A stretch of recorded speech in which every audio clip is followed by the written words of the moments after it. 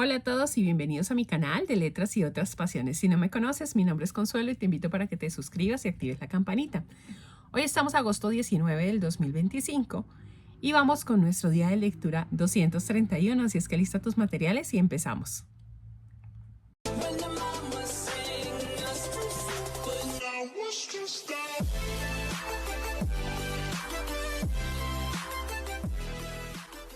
Las lecturas para hoy martes son 1 Macabeos 9, Cantar de los Cantares 3 y Lucas capítulo 9, versículos del 1 al 26. En el nombre del Padre, del Hijo, del Espíritu Santo. Amén.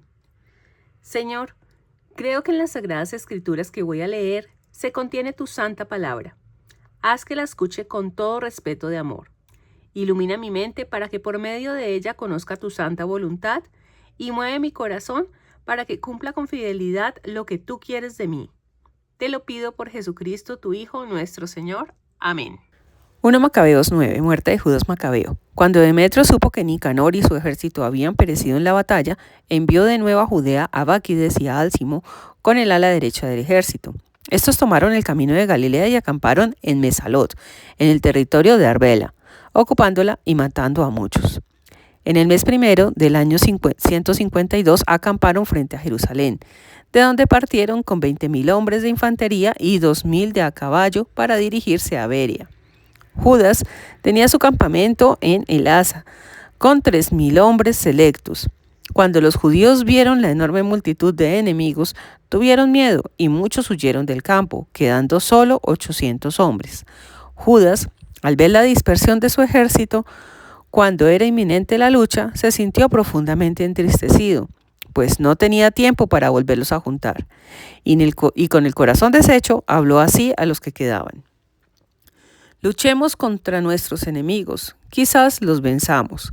Ellos trataban de disuadirle, diciendo: nosotros no podemos nada, salvemos ahora la vida y más tarde regresaremos con nuestros hermanos. Entonces combatiremos. Ahora somos muy pocos. Pero Judas les contestó: jamás huiré ante ellos. Si ha llegado nuestra hora, muramos valientemente por nuestros hermanos, sin manchar nuestro honor. El ejército enemigo salió del campamento y se colocó frente a los judíos. La caballería estaba dividida en dos grupos. Los hombres y los arqueros, todos valientes, iban en primera línea. Báquides iba en el ala derecha. El batallón, dividido en dos cuerpos, avanzó al toque de las trompetas. Los judíos tocaron también sus trompetas. Y la tierra tembló por el estruendo de los ejércitos. El combate empezó y duró de la mañana a la tarde. Judas se dio cuenta de que Báquides y la parte más fuerte del ejército estaba en el ala derecha, y reuniendo a los más decididos derrotó al ala derecha y la persiguió hasta las montañas de Asdod. Los del ala izquierda, al ver la derrota del ala derecha, persiguieron por la espalda a Judas y a los suyos. Fue una lucha encarnizada y cayeron muchos de una y otra parte. Judas cayó también, y los suyos huyeron. Jonatán y Simón recogieron a su hermano y lo enterraron en una tumba de sus padres de Modín. Lo lloraron y todo Israel le guardó luto durante mucho tiempo, diciendo: como ha caído el valiente, el Salvador de Israel. Las demás empresas de Judas, sus batallas, las hazañas que realizó y sus títulos de gloria, no han sido escritos aquí, porque son innumerables. Jonatán. Elección de Jonatán. Después de la muerte de Judas reaparecieron los apóstatas en todo el territorio de Israel y levantaron cabeza todos los impíos. Hubo un hambre terrible y los habitantes del país se sometieron a ellos. Entonces Báquides eligió hombres malvados y los puso al frente del país. Estos indagaban a fondo para descubrir a los amigos de Judas, llevándolos luego a Báquides, que los castigaba y los ultrajaba. Hubo una gran opresión tal en Israel como no se había conocido desde que desaparecieron los profetas. Los amigos de Judas se reunieron y dijeron a Jonatán: desde que murió tu hermano Judas, no ha surgido nadie como él capaz de enfrentarse a nuestros enemigos, a Báquides y a los compatriotas que nos persiguen. Te elegimos a ti para que ocupes su puesto y seas nuestro jefe y nuestro guía en la guerra que hemos emprendido. Jonatán aceptó el mando y sucedió a su hermano Judas. Jonatán y los árabes. Báquides lo supo y trató de matarlo, pero Jonatán, su hermano Simón y los que lo acompañaban, al enterarse de ello, huyeron al desierto de Tecoa y acamparon junto al pozo de Asfar. Báquides lo supo un sábado y pasó al otro lado del Jordán con su ejército. Jonatán envió a su hermano Juan a rogar a los nabateos, sus amigos, que les permitieran dejar bajo su custodia todas las armas, que eran muchas.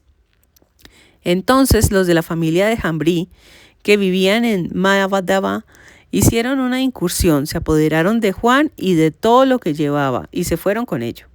Después de estos sucesos informaron a Jonatán y a su hermano Simón que los hijos de Jambrí estaban celebrando una boda solemne y que llevaban desde Mádaba con gran magnificencia a la novia, hija de uno de los más ilustres personajes de Canaán. Recordando la muerte de su hermano Juan, se ocultaron al abrigo de la montaña. Al levantar la vista, oyeron un gran rumor y vinieron un gran cortejo. Era el novio con sus amigos y sus parientes, que salían al encuentro de la novia con tamboriles, música y muchos instrumentos. Los judíos salieron de su escondite, se abalanzaron sobre ellos y los mataron. Murieron muchos, y los demás huyeron a la montaña mientras los judíos se apoderaban del botín. De este modo, la boda se convirtió en luto y la música en lamentaciones. Así vengaron la sangre de su hermano. Después regresaron a la ribera pantanosa del Jordán. Jonatán y Báquides. Cuando Báquides lo supo, llegó un sábado a las ribieras del Jordán con su poderoso ejército. Jonatán dijo a los suyos: «Ánimo, luchemos por nuestras vidas, pues nunca ha sido nuestra situación tan grave como hoy. Por delante y por detrás nos aguarda el combate. A uno y a otro lado tenemos las aguas del Jordán. El terreno es pantanoso y cubierto de maleza.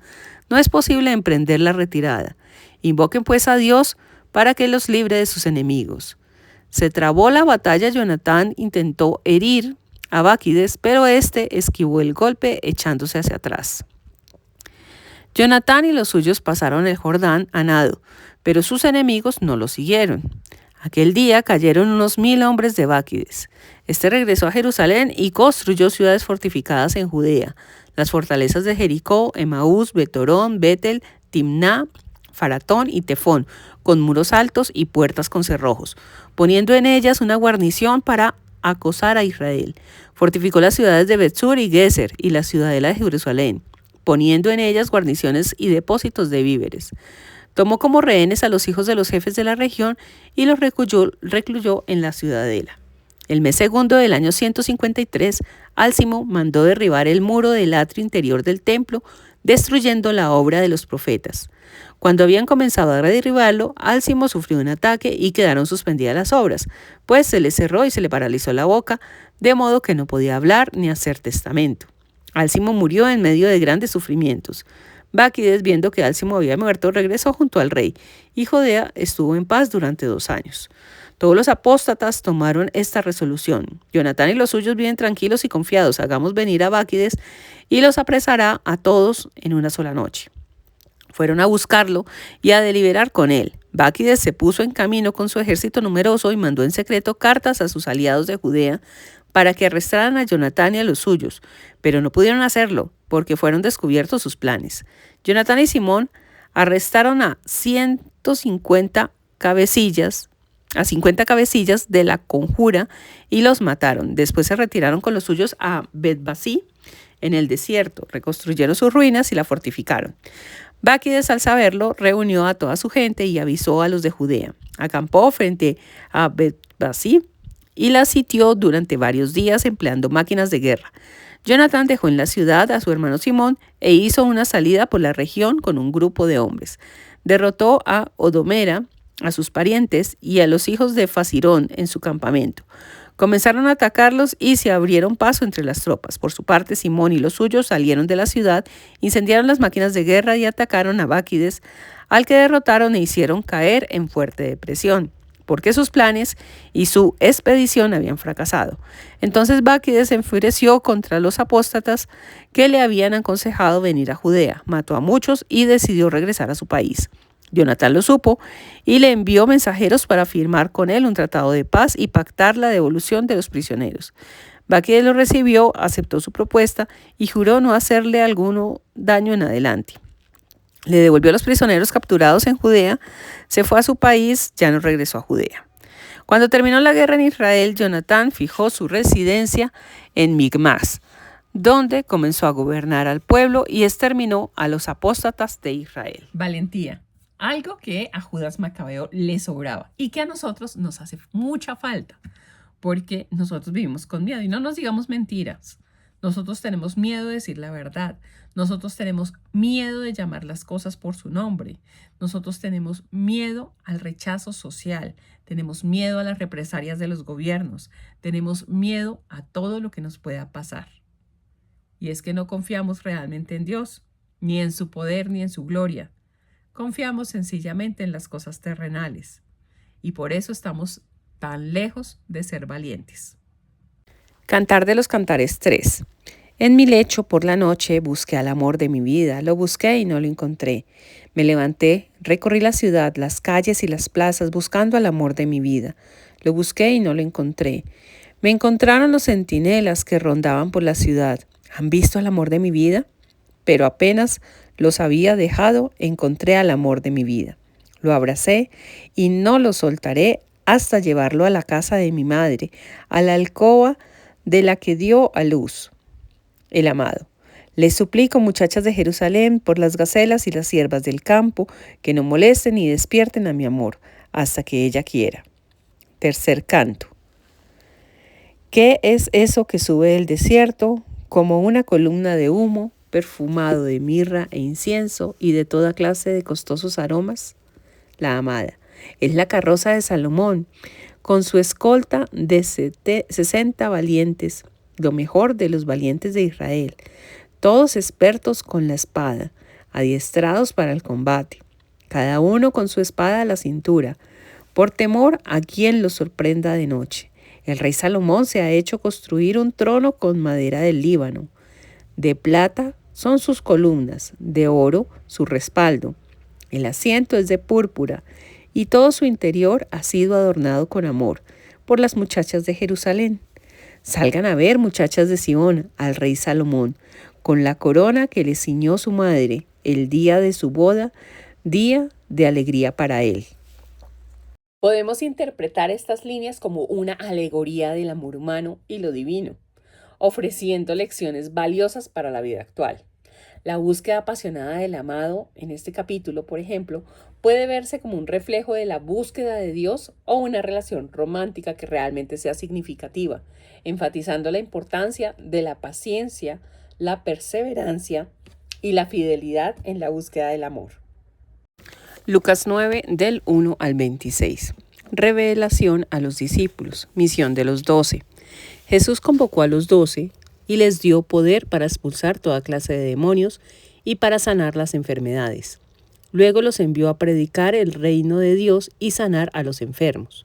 Y les dijo: no lleven para el camino ni bastón ni morral, ni pan ni dinero, ni tengan 2 túnicas. Cuando entren en una casa, quédense en ella hasta que salgan de aquel lugar. Y donde no los reciban, váyanse y sacudan el polvo de sus pies, como testimonio contra ellos.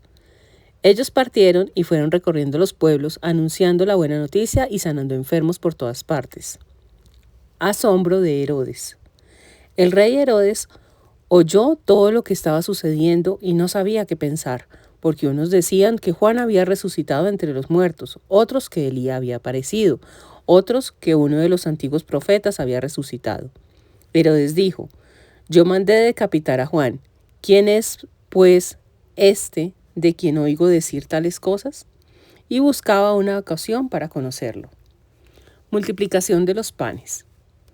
De regreso, los apóstoles refirieron a Jesús todo lo que habían hecho. Él los tomó consigo y se retiró a un lugar solitario hacia una ciudad llamada Betsaida. Pero la gente, al enterarse, lo siguió. Jesús los recibió y estuvo hablándoles del reino de Dios y sanando a los que lo necesitaban.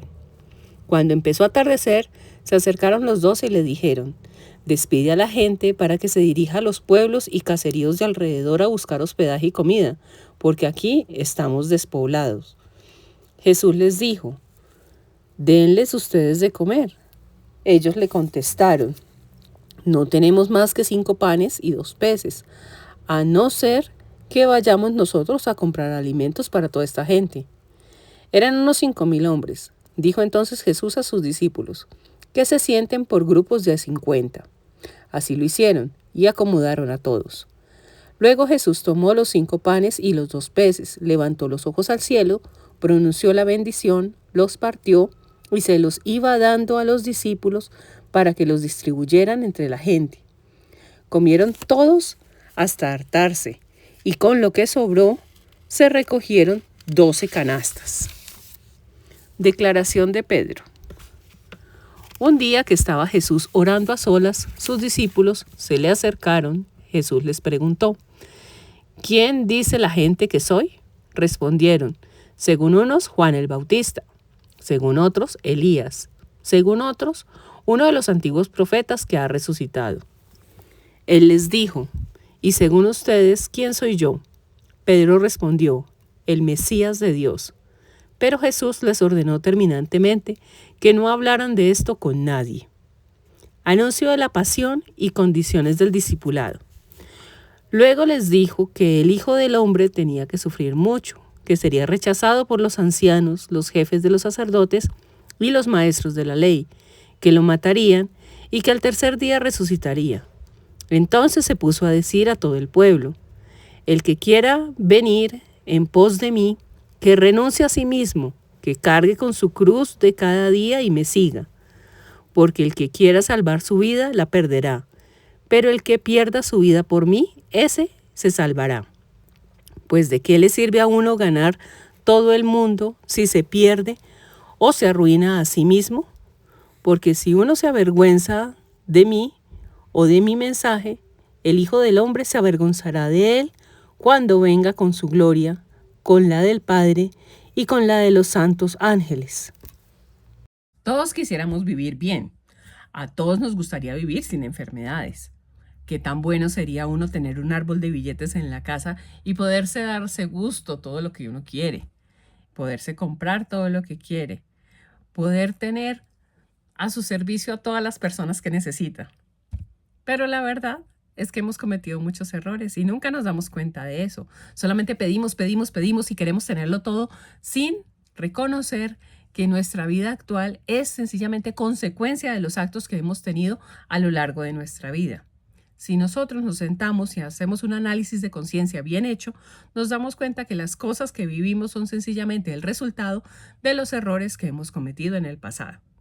Así es que carguemos nuestra cruz, sigamos a Jesús y corrijamos aquellas cosas que hemos hecho mal. Es la única forma que nosotros enmendemos el camino y lo corrijamos para orar bien y para seguir realmente a Dios. Y finalizamos con la oración de cierre. Gracias, Padre, por las enseñanzas que has querido comunicarme a través de tu santa palabra. Haz que, como buena semilla, prenda en mi corazón como en tierra fértil, para que los frutos sean abundantes en beneficio propio y de mis hermanos. Por Jesucristo nuestro Señor. Amén.